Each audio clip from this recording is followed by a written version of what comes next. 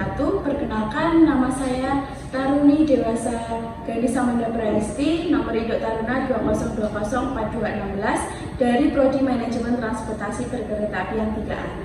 Di sini saya akan menjelaskan tentang standar operasional prosedur dinasan masinis dan asisten masinis.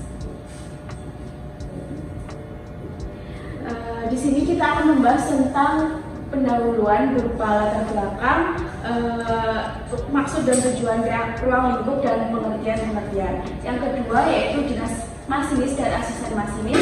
Yang ketiga ialah ketentuan khusus dan yang keempat ialah lampiran. Latar belakang penyusunan SOP dinasan masinis dan asisten masinis ini, yang pertama ialah untuk menjamin dan meningkatkan keselamatan perjalanan kereta api. Yang kedua, menstandarkan bentuk-bentuk administrasi yang digunakan selama proses dinasan.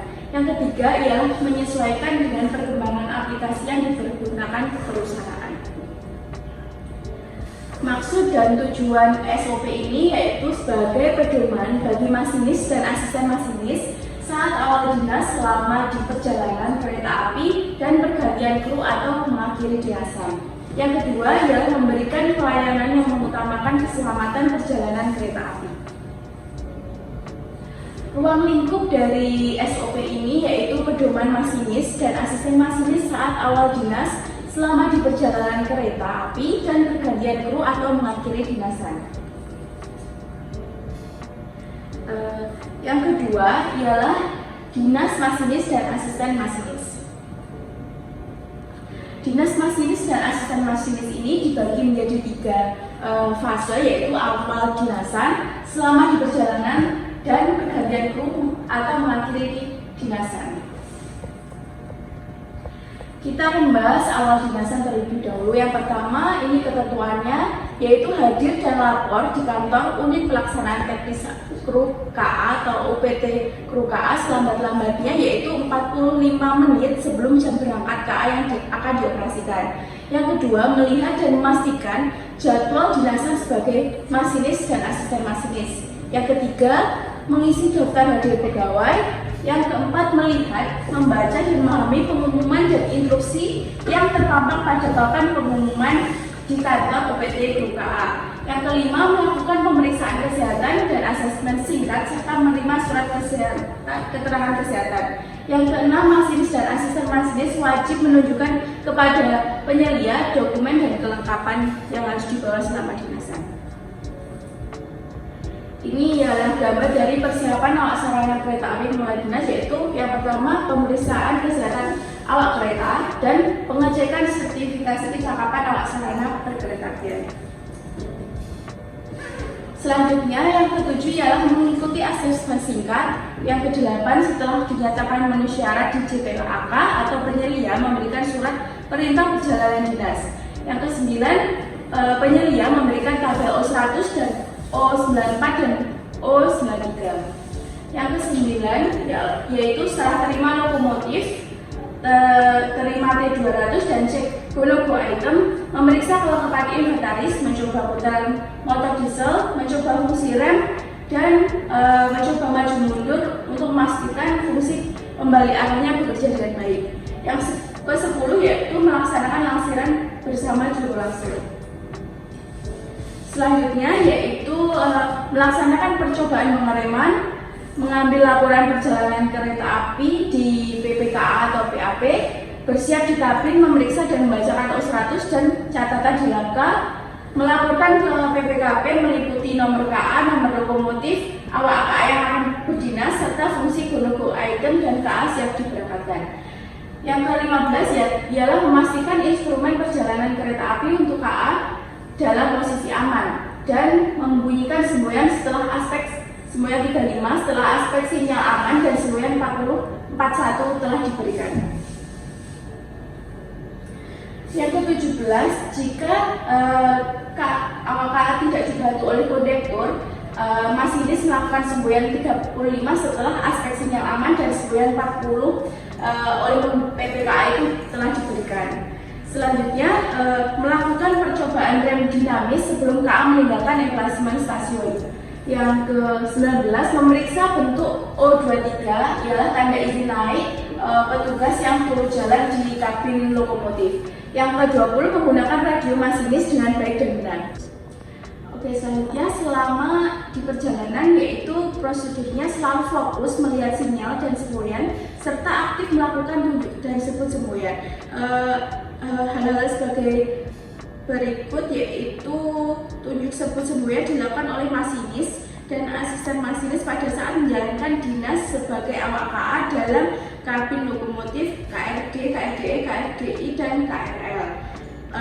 Jika pandangan asisten masinis bisa melihat semboyan dengan jelas, maka asisten masinis yang melakukan tunjuk sebut semboyan. Jika ternyata ada suatu hal pandangan asisten masinis terhalang, maka masinis yang melakukan tunjuk sebut semboyan. Jika semboyan hanya bisa dilihat dari satu sisi saja, maka baik masinis atau asisten masinis yang akan melakukan tunjuk sebut dan diulangi oleh asisten atau masinis yang bersangkutan.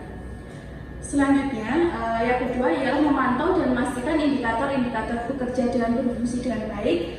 Yang ketiga, setiap akan melewati stasiun, masinis harus selalu melihat O100 dan laka. Yang keempat, selalu mencatat pada T200 dan melayani pengereman rangkaian dengan baik. Selanjutnya, selama berhenti di stasiun antara, awak KA harus memeriksa kondisi dan fungsi peralatan lokomotif. Jika terjadi gangguan sarana di lintas, harus segera lapor ke PPKP atau PK.